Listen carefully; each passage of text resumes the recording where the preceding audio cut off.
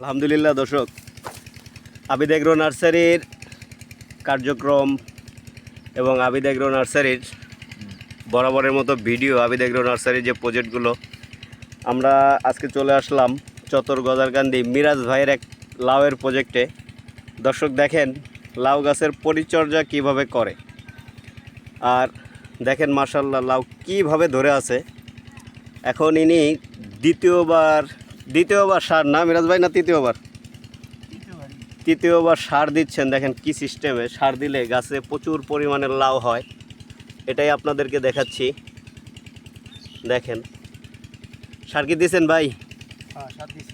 হ্যাঁ, এটা দেখেন সার চতুর্পাশে দিয়ে আবার মাটি দিয়ে ঢেকে দিচ্ছে, যাতে করে গাছের শিকড়টা বেশি হয় এবং গাছের গ্রোথটা ভালো হয়, আর লাউয়ের কালার এবং শেপ সাইজটাও খুব সুন্দর।